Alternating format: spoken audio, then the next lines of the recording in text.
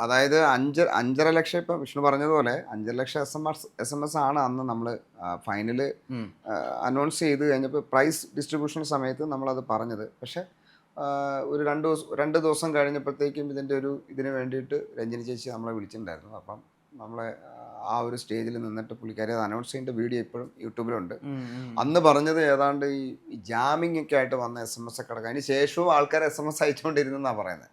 അപ്പോൾ അതെല്ലാം കൂടെ കൂട്ടി ഏതാണ്ട് ഒരു 8.5 ലക്ഷത്തോളം SMS ജോബിക്ക് വന്നിട്ടുണ്ട് എന്നുള്ളതാണ് അന്ന് ആ വീഡിയോയിൽ പറഞ്ഞിട്ടുള്ളത്.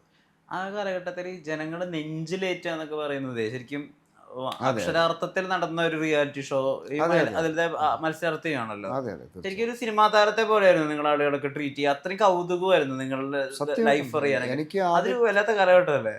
എനിക്ക് ആദ്യത്തെ ഒരു ഐ മീൻ ഇപ്പോഴും അത് കേട്ടോ, ഞാനിപ്പോഴും പ്രോഗ്രാം ചെയ്യുന്നത് കുറച്ച് സിനിമകളിലൊക്കെ പാടിയിട്ടുണ്ടെങ്കിൽ അതിൻ്റെ ബേസിസിലാണ്. ഞാനിപ്പോഴും സ്റ്റാർ സിംഗർ എന്ന് പറഞ്ഞ ആ ഒരു ബേസിസ് തന്നെ ഇപ്പോഴും പ്രോഗ്രാം കഴിഞ്ഞു വരുന്നത്.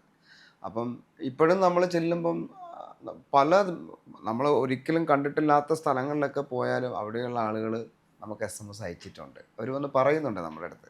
അപ്പോൾ അതിനർത്ഥം എന്താണെന്ന് പറഞ്ഞു കഴിഞ്ഞാൽ ലോകത്തുള്ള എവിടെയൊക്കെ മലയാളികളുണ്ടോ അല്ലെങ്കിൽ മറ്റ് ആളുകളുണ്ടോ അവിടുന്ന് അവരെല്ലാം നമുക്ക് SMS അയച്ചിട്ടുണ്ട്. എനിക്ക് ഒരുപാട് ആ പാടിയ സമയത്തൊക്കെ നമുക്ക് ശ്രീലങ്കൻ ഫാൻസ് ഉണ്ടായിരുന്നു. പാകിസ്ഥാനിയായിട്ടുള്ള ഒരു വലിയ ഫാൻ ഉണ്ടായിരുന്നു. ദുബായിൽ നിന്ന് കണ്ടുമുട്ടിയ അയാളെ. അങ്ങനെ ഒരുപാട് അപ്പോൾ ഈ മേഖലകളിലുള്ള ആൾക്കാർ വരെ നമുക്ക് ആ സമയത്തുണ്ടായിരുന്നു കേട്ടോ.